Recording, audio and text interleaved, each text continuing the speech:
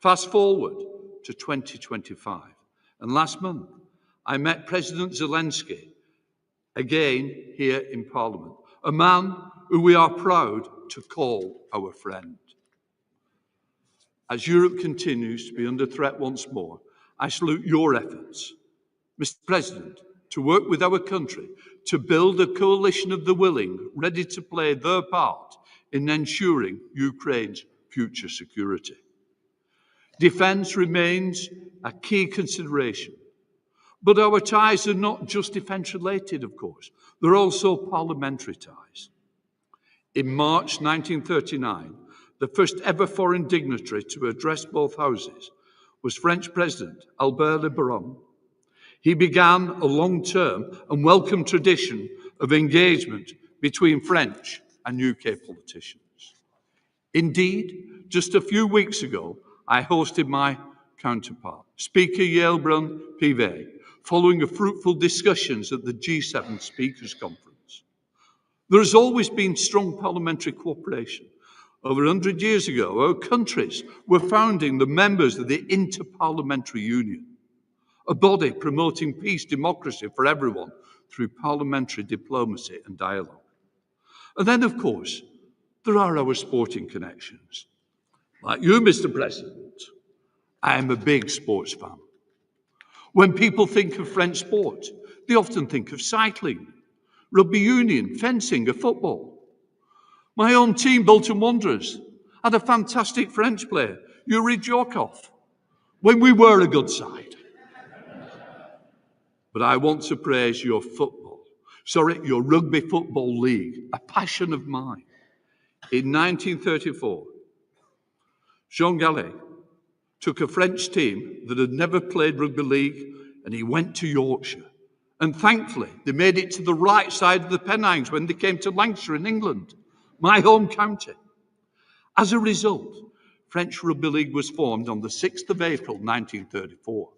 The sport had many trials and tribulations to follow, including being banned and stripped of its assets under the Vichy government. But after the war, the French game was re-established, and French became one of Rugby League's major powers. France was the driving force behind the establishment of the Rugby League World Cup. However, the path of the game of 13 was not easy, so it was fantastic when a professional Rugby League side, Catalan Dragons, joined our Super League. Although it was great to see a French Rugby League blossoming, unfortunately, I fear we have taught you too much on the pitch. The Catalan Dragons demonstrated their prowess in 2018 when they won the Rugby League Challenge Cup, beating none other than my home team, Warrington Wolves, 20 points to 14, before a crowd of 50,000 at Wembley. As they say in France, c'est la vie. There are also feats of engineering which connect us. We all know that 30 years ago, the Channel Tunnel connected the two countries more closely than ever. But our countries also share energy links through the electric interconnectors and the great industrial partnerships such as Airbus. We are truly bound together. So, Mr. President, I welcome you wholeheartedly and hope the cooperation between our countries will continue to flourish. Mr. President, please.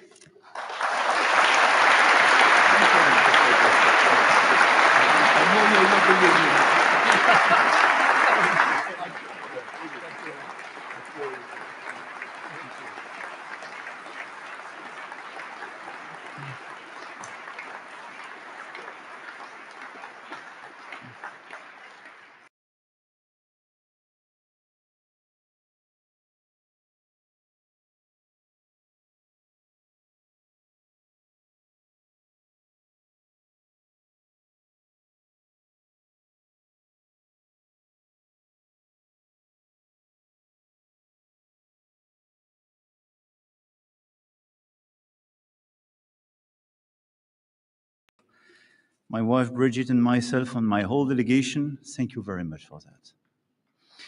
And it is a very great honor to speak before the two houses of the British Parliament. A place composed of both a high chamber and a low chamber, a place of history bygone and history in the making. A place where modern democracy emerged and the principles of democratic representation and consent were born. In making its own rules, your great people has inspired, among the rest of the world, and in particular my compatriots, who regard you with respect, with more than a bit of admiration. In France, Montesquieu and Rousseau drew from the works of Locke to such an extent that the Lettres philosophiques by Rousseau are often referred to as letters on the English in my country. But please, do not misunderstand me. I'm not going so far as to say that England gave birth to the French Revolution. However, I have to confess that we love monarchy, but especially when it's not at home. But I really believe that from the Magna Carta to America's Declaration of Independence in 1776 and France's Declaration of the Rights of Man and Citizen in 1789, a same pathway emerged towards democratic order and the rule of law. And so many times, this shared path was forged in the brotherhood of arms. So many times it followed the small trails of the Ardennes and the Vosges mountains under the hail of German bullets from 1914 to 1918. So many times it almost veered off course, taken up by our common ancestors, reconquering the Normandy coast inch by inch under the glaring sun of June 1944.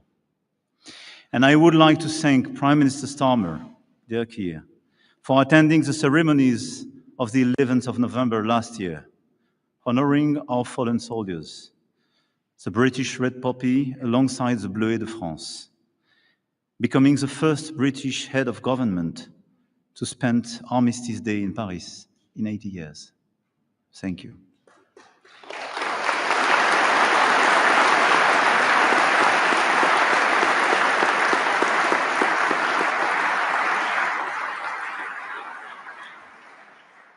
The French people shall never forget the sacrifices British people made to protect Europe and the world during the two world wars, and to uphold with fierce determination the promise of our Entente Cordiale. We shall never forget the support of the asylum your forefathers gave to the Free French forces in the fight against the barbarism of the Nazis. Sir Winston Churchill was one of the visionaries who had the foresight to help forge a strong transatlantic alliance and to come up with a peaceful European order in which he deeply believed. He passed this same vision on to us of a world order based on law, justice, and respect for territorial integrity. An order that is today being attacked on a daily basis as we witness direct attacks on our democracies, the return of war to our continent, the resurgence of imperial impulses, and the flouting of international rules by destabilizing powers who are attempting to divide up the world to their advantage. Speaker, you and your predecessors have become famous, I have to say, even in France, for your way of restoring order in the courts with your imperial and imperious exclamations, "Order, order." And today, we wish to join you in shooting out "Order, order" with you to calm the unrests in the world. As permanent members of the United Nations Security Council, deeply committed to multilateralism, the United Kingdom and France must once again show the world that our alliance can make all the difference. Clearly, we have to work together in order to defend an efficient multilateralism and to protect the international order as we forged it after the Second World War.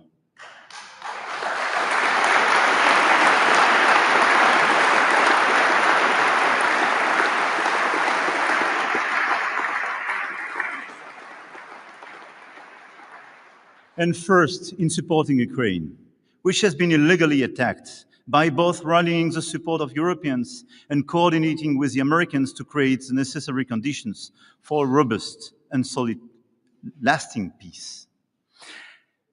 I want to commend your country. Since the first day, and even before the first day, you were part of the closest ally of Ukraine. Training the army, being here the first day to protect President Zelensky, his government, and allowing their forces just to resist, as you did decades ago with my country. And together we worked very hard during the past few years in order to stand with the Ukrainian people, just helping them to resist. We were right and we are right. And because every time Vladimir Putin's Russia advances in Ukraine, the threat moves closer to us all. We will never accept the theory that might is right. And I want to be clear. This is why, together with you, Mr. Prime Minister, we decided to launch last February this coalition of the willing you mentioned. And this coalition was just the signal that the Europeans will never abandon Ukraine. Never.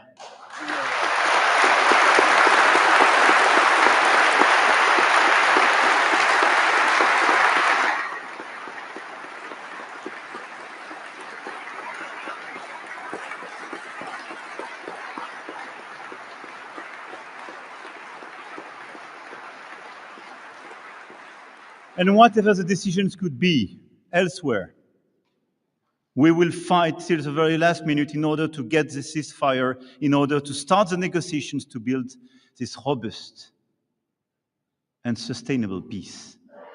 Because this is our security and our principles together, which are at stake in Ukraine. This is the possibility of a Europe in peace. Our generation did enjoy during the past decade, which is at stake in Ukraine, nothing less. And together, we will follow up these efforts. We have also stood together in calling for the cessation of hostilities and path to peace in the Middle East, since the spiral of violence began after the terrorist attacks by Hamas on the 7th of October, 2023. Together, we call for the release of all hostages. Together, we've called for a ceasefire in Gaza. It is a matter of absolute urgency to end the suffering of the hostages and of the Gazans. A war without end and without a strategic objective poses a huge threat to the region and our collective security. Today, a dehumanization is occurring there that can never be justified. Together, we are aware that a political way out is crucial, and I believe in the future of the two-state solution as a basis for regional security architecture, which will enable Israel to live in peace and security alongside its neighbors. But I want to be clear. Calling today for a ceasefire in Gaza without any condition is just telling to the rest of the world that for us as Europeans, there is no double standard. And as we are attached to human lives, as we are attached to territorial integrity, we want a ceasefire. No discussion.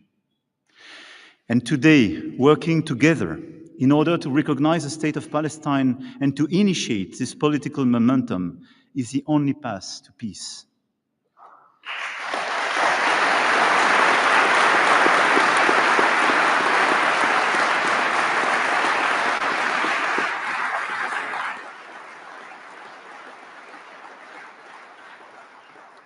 Because since Oslo in 1993, with Gaza in ruin and West Bank being on a daily basis attacked, the perspective of a Palestinian state has never been put at risk as it is. And the objective of a recognition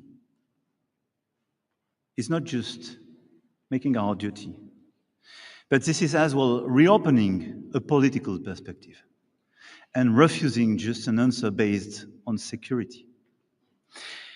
And this is why the solution of the two states and the recognition of the state of Palestine is as well, according to me, the only way to build peace and stability for all in the whole region.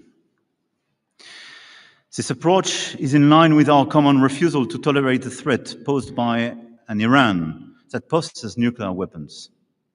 There again, we know all too well the limitations of solutions based on force and the temptation to bring about regime change.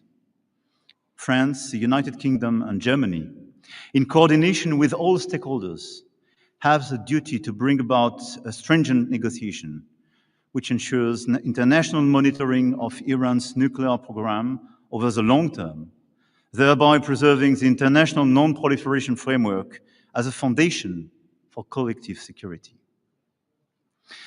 It is with the same coherence and firmness that we must act to defend the world order. In Africa, our two countries have had a weighty past, which is why we can legitimately send a message of conciliation and refusal of spheres of influence, of respect for economic and territorial sovereignty. In the Indo-Pacific, our history has made us a watchdog of the freedom of navigation and compliance with international law, which we defend. Amid these upheavals, the alliance between France and the United Kingdom has not faltered. It has even become stronger. Yes, during the past few years, this alliance became stronger. On defense and security, the Lancaster House treaties showed that we were willing to cooperate on the most sensitive subjects regarding our sovereignty and our deterrence. When our two countries signed them, some clever people found a way to derive savings of resources from them, and others even dubbed them the Entente Frugale. Yet, they have successfully provided structure for defense cooperation between our two countries for the past 15 years. At this bilateral summit, we will enter a new stage that will scale up this cooperation. And our two countries, the only European nuclear weapon states, the leading armed forces of the continent, together accounting for 40% of European military budgets, vow to fully shoulder the responsibility when it comes to European security. And we are faced with new threats, with aggressive nuclear powers, with sometimes hesitating alliances, and the return of major conflict on our continent. This is why, in today's our summit is so important, and the announcement we prepared so historical. The capabilities identified 15 years ago at Lancaster House must be increased dramatically in proportion to the threat. Our industrial cooperation must also move to the next level, and our relation to Europe must change, even in the core of sovereignty. There is an expectation in Europe that, faced with revisionist neighbors, our two countries have a special responsibility for the security of the continent. And it is time to articulate it. And to paraphrase Pete's famous phrase, to make sure that not only our two countries will save themselves by their own exertions, but also that we will save Europe by our example and our solidarity. But we will return to this in more detail at the summit on Thursday, but very clearly, taking the commitment to go to the 3.5% on defense in the years to come. It's not just piling money, but increasing our cooperation altogether, reducing our dependencies, and building a strong European pillar in NATO. We have to work together to cooperate as we did a few years ago in Sahel, shoulder to shoulder. We have to cooperate in order to build new common programs, to increase the cooperation of our industries, and to make a more independent and stronger Europe of defense. Second, on climate and biodiversity. Together we commit to the planet in the face of the new league of international reactionaries who deny science and facts.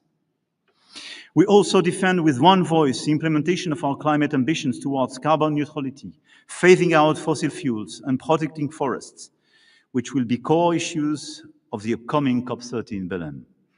We are also acting together to achieve the ratification of the BBNG Treaty on the protection of oceans, mobilizing of the private sector, reforming the official development assistance system in line with the Paris Pact for Peoples and Planet, where we work together. And we worked very actively and still work together on biodiversity and biodiversity credits.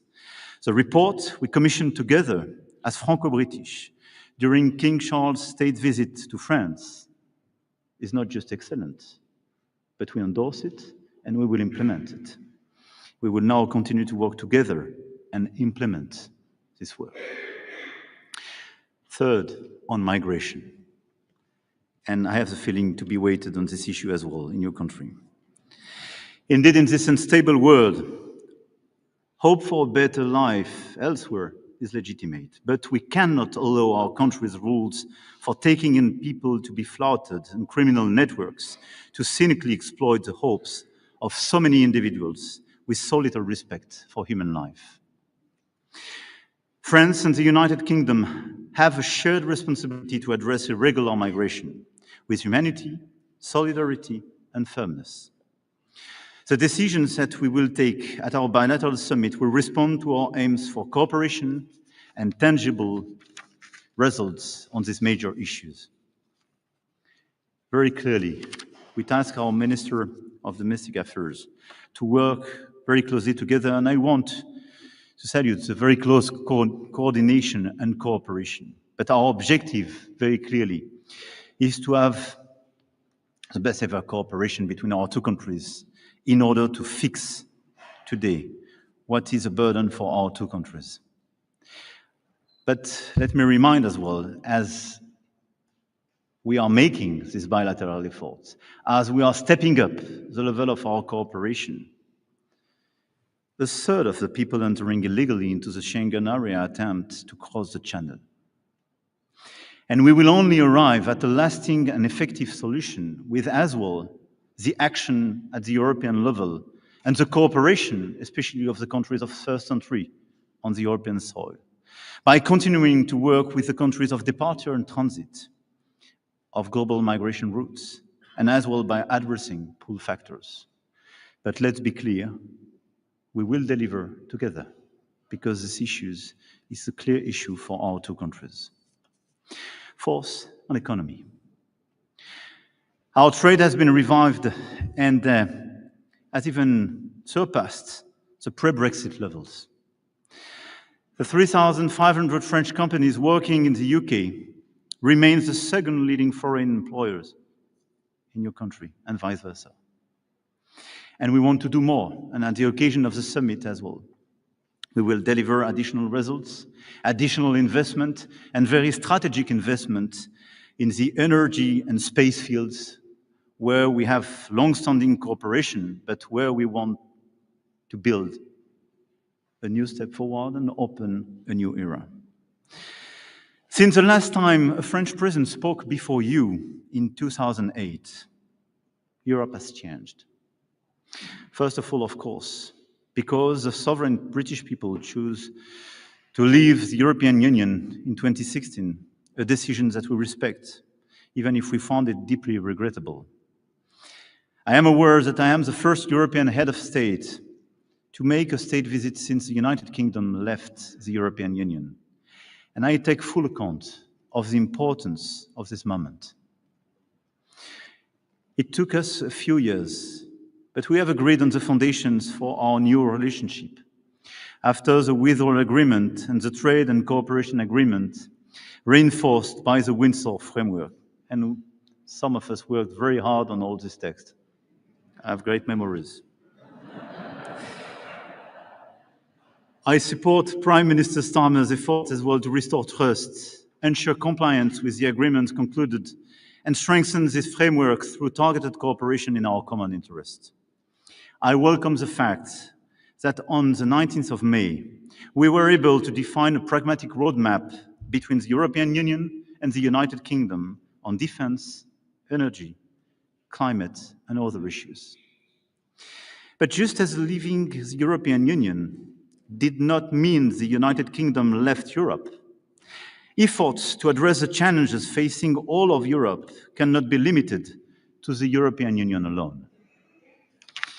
What is at stake today in Europe is our ability to shoulder the responsibility to ensure our continent's security ourselves to a greater extent.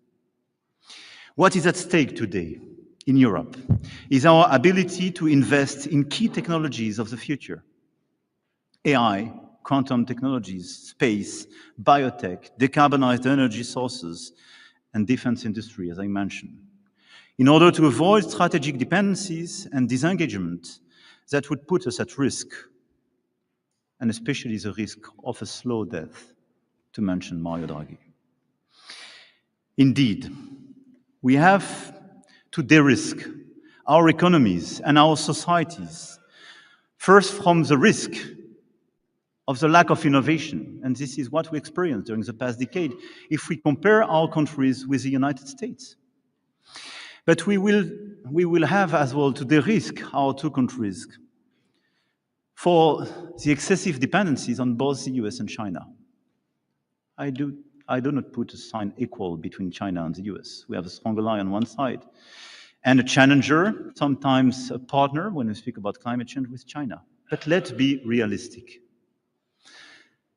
If the Europeans, if the United Kingdom and France do not work together in order to build solid value chain, in order to reduce our dependencies on these critical areas I mentioned, if we still depend on both China and the US, I think we have a clear view of our future and the future of our children. On one side, overcapacities and over-subsidies are clear threats of a fair trade. And they are destabilizing a lot of value chain and creating new dependencies. On the other side, the trade war is clearly an explicit decision not to be compliant anymore with WTO and this do commerce we loved till now.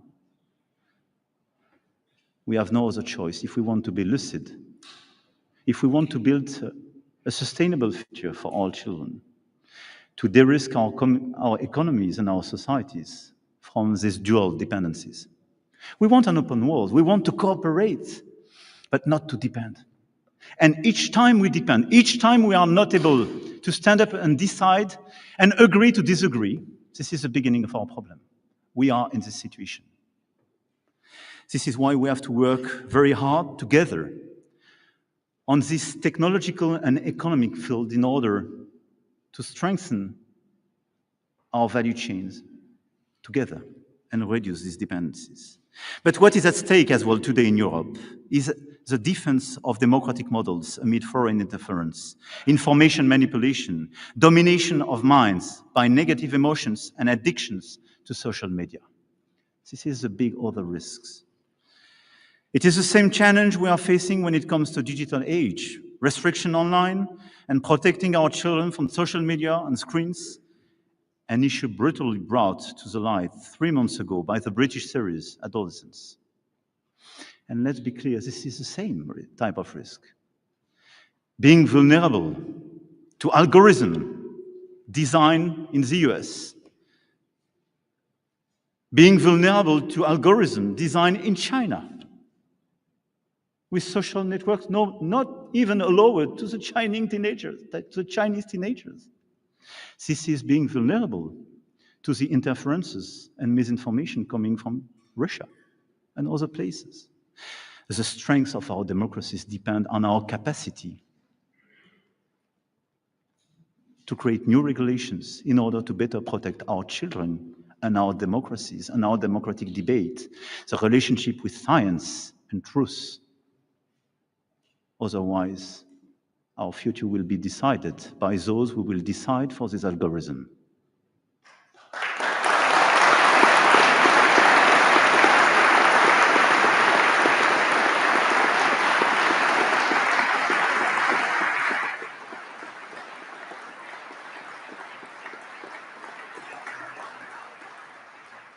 Our two countries are among the oldest sovereign nations in Europe. And sovereignty means a lot to both of us. And everything I referred to was about sovereignty.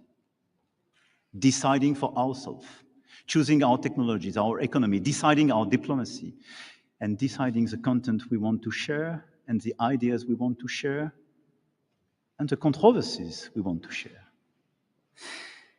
Even though it is not part of the European Union, the United Kingdom cannot stay on the sidelines, because defense and security, competitiveness, democracy, the very core of our identity, are connected across Europe as a continent.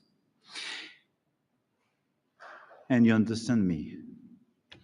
The point is not to diverge, and to move forward side by side on these strategic choices we are facing, to avert the risk of effacement, division, weakness.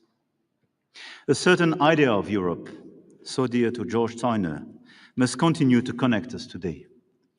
And it is also the meaning behind the European political community, which has shown its ability to bring together the European family across the continent of Europe to address the issues of stability, security, and cooperation between states in concrete terms. And the United Kingdom is playing a full role, as it demonstrated a year ago at Blenheim Summit. I believe that our two countries will continue to be drivers of change, drivers of this wider Europe and this meaningful convergence. We must be able to count on our economic, academic, research, and cultural relations to together tackle these sovereign-related challenges. And I welcome the number of partnerships agreements that our universities, museums, research institutions will sign in the margins of this visit. They will participate in our respective agenda to reindustrialization and strategic independence in key sectors, from artificial intelligence to culture. Our two countries are leaders in Europe when we refer to artificial intelligence. But the competition of the US and China is fierce, and Europe, on this point as well, needs to step up its investments. This is why we have to work as well together. As the Channel Tunnel is celebrating its 30th anniversary this year, let's make a wish here today. Let's not allow the channel to grow wider. Although there are 300,000 French people living in the United Kingdom and 150,000 British people living in France, there has been a decrease in movement in recent years when it comes to school, university, professional and researcher exchanges. And today there is a risk that our societies are growing apart, that our young people do not know each other as well and may end up strangers, at a time when international current events remind us on a daily basis of our common future. Let's fix it. Let's work together in order to facilitate the exchange of students, researchers, intellectuals, artists. This is so important. Let's allow our children to have the same opportunities as the one we had.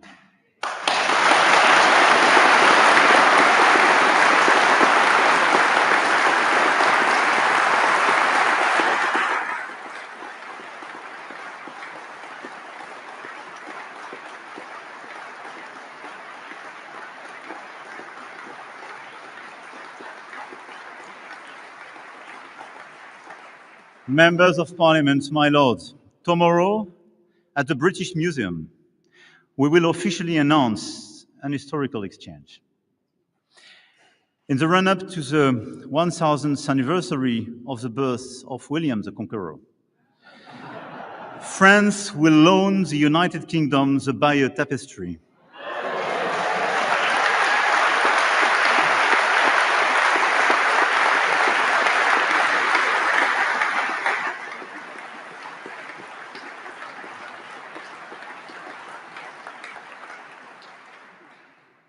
I have to say, it took probably more years to deliver this project than all the Brexit texts.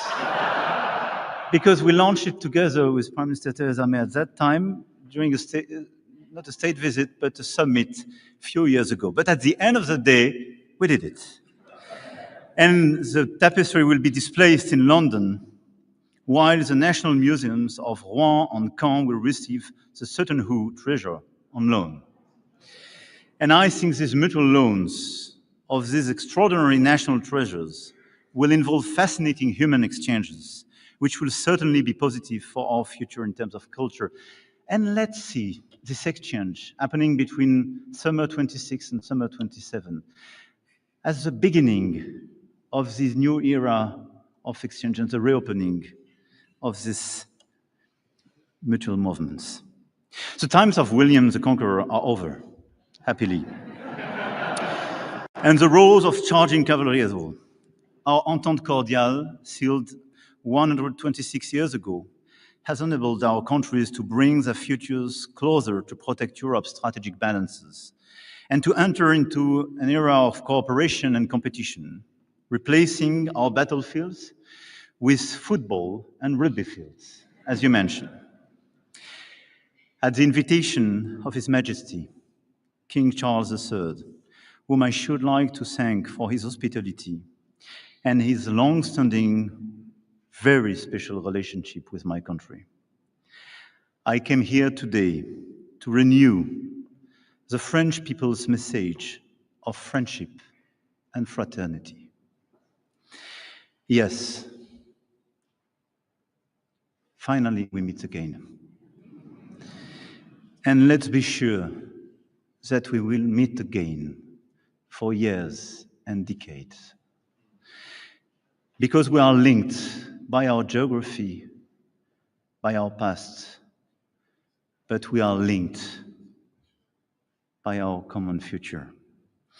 And the only way to overcome the challenges we have, the challenges of our times, will be to go together, hand in hand, shoulder to shoulder. This is our common destiny. Long live our France, United Kingdom friendship. Long live the United Kingdom. Long live France.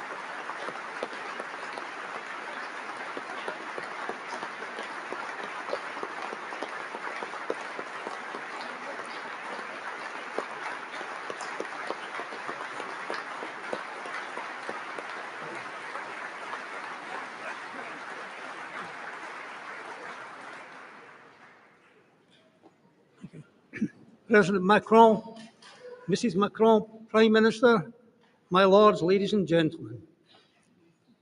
D'abord, Monsieur le Président, merci.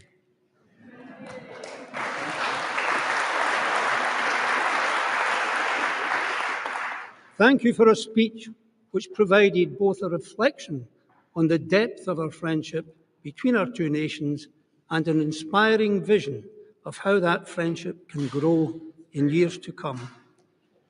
You are the 8th President of the French Republic to address both Houses of Parliament here in Westminster, a record which is matched by no other country, which stands as a testament to the strength, stability and closeness of the bonds which join us. Your presence here follows a state visit to France of His Majesty the King, when he told the Senate in Paris that the United Kingdom will always be one of your country's closest allies and best friends, and a statement I wholeheartedly endorse. Mr. President, the lives of our two nations are entwined in innumerable ways. We have deep links through trade, through science, through education, through art, and through, as you say, the huge numbers of our people who visit and live in each other's countries.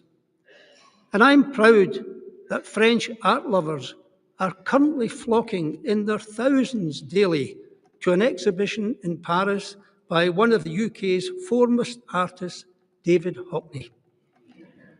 And, Mr. President, I'm delighted that British football fields have been graced over the years by the talents of French stars, from Thierry Henry to Eric Cantona to David Ginola and to Ibrahima Konate.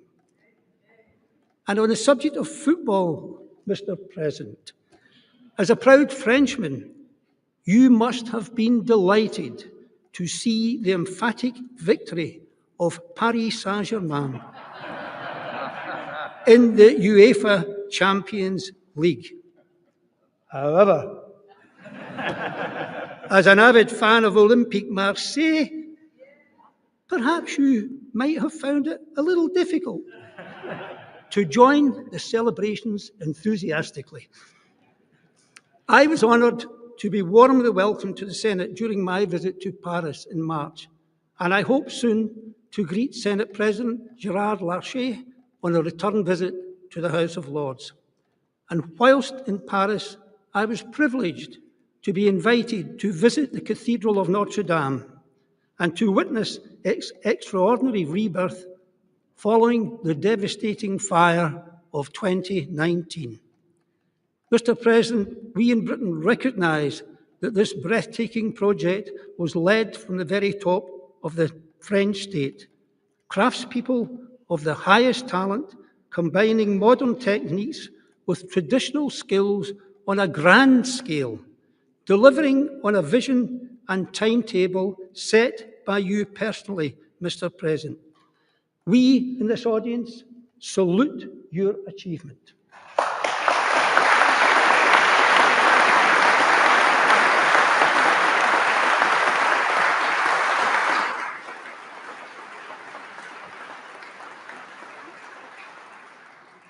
Mr. President, I am sure you cannot avoid noticing that some of the paintings here in the Royal Gallery bear witness to a shared history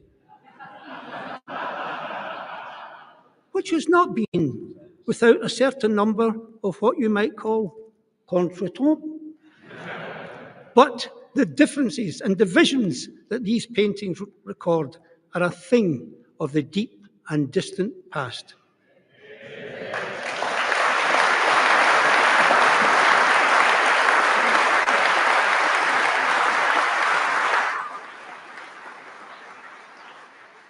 The Entente Cordiale, struck in 1904, has been the bedrock of an alliance which has only grown deeper and stronger over the past 120 years. And today, the United Kingdom and France stand together in facing the challenges of our age, whether in our support for Ukraine, as you so eloquently stated, our defence of liberty and democracy, or our shared determination to tackle climate change. When President Charles de Gaulle addressed both houses of Parliament in Westminster in 1960, he declared that France feels itself shoulder to shoulder with Britain. 65 years later, I will use de Gaulle's own words in the original French to assure you, Monsieur President, nos deux pays restent côte à côte. We are still shoulder to shoulder. And as a Scot, may I say that the friendship between France and my part of the United Kingdom dates back a little further. In fact, some 730 years.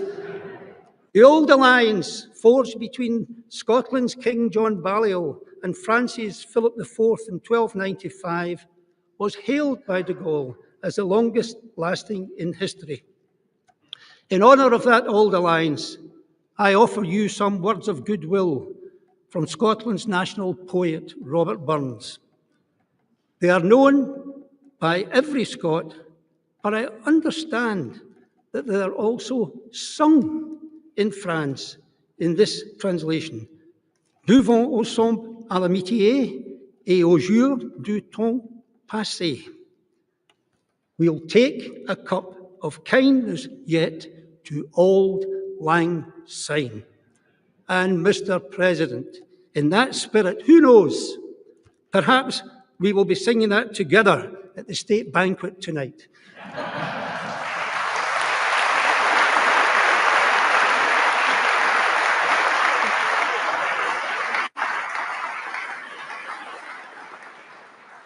And as a proud Scot, I am sure that our old alliance will continue to flourish.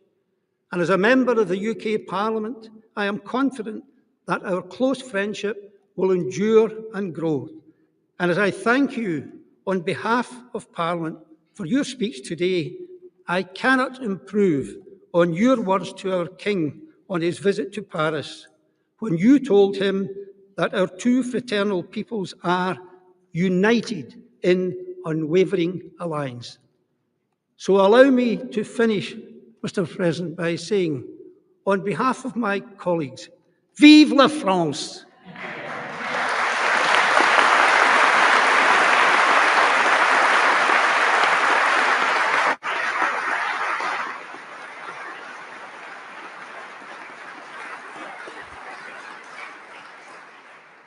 I ain't finished yet.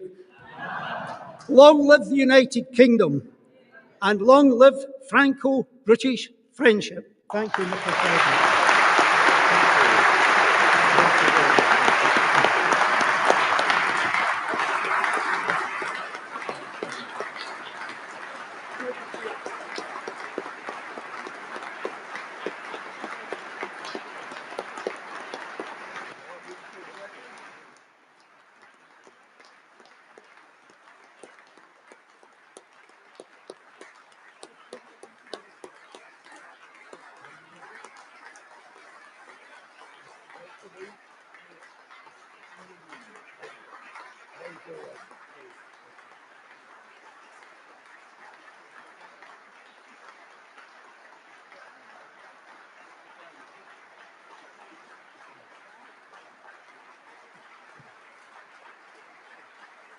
You.